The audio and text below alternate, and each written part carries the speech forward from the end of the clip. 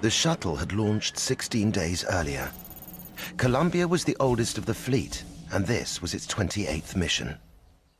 Like landing, takeoff is a high-risk time for the spacecraft and its passengers. Commander Rick Husband, as he is currently in the White Room, our pilot, Willie McCool. This is his first flight.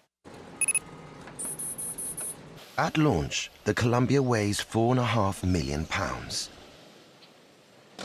Much of that weight is fuel, housed in an orange foam-covered tank directly under the shuttle.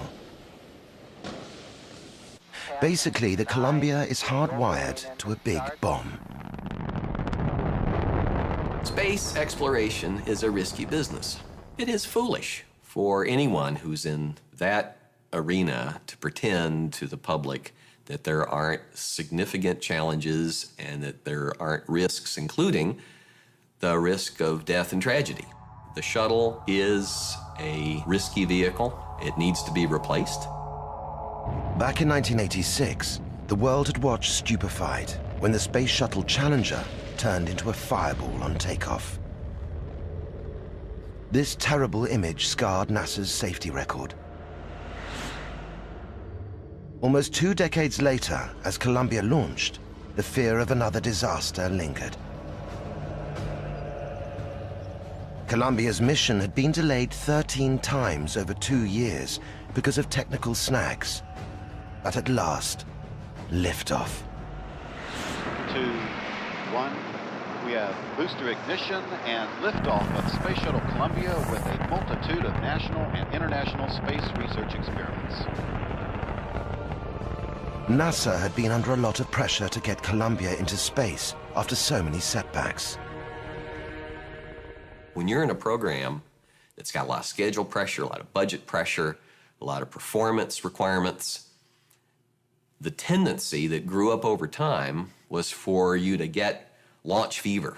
Let's just go ahead and get this thing done, okay? We got the right stuff. The seconds which follow liftoff are the most dangerous for the mission as the shuttle fights to escape the Earth's gravity. The Columbia launch appeared to be a textbook success. 8 minutes later, the shuttle separated from the fuel tank. Now converging, Columbia's onboard computers commanding the main engine nozzles to gently swivel, aiming the shuttle for a precise target in space for main engine. And they're getting ready to take a look outside the window.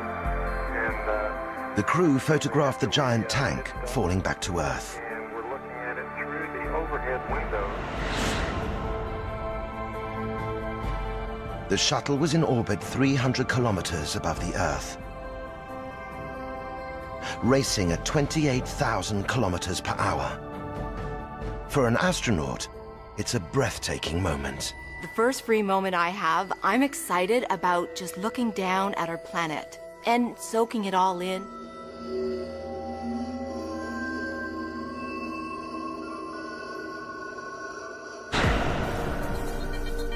This mission was for space research. The shuttle bay was fitted with a science lab to conduct experiments designed to help scientists learn about long-term survival in space. Where did we come from? Are we alone? Where are we going?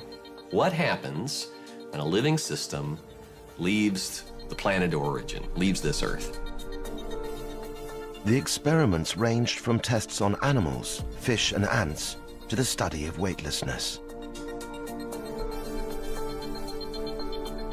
I think it is critical for understanding how life works to understand the role of gravity. And if we're ever going to take the probably 3-year trip to Mars with people, we have to learn a lot more about how you fix the problems that weightlessness creates.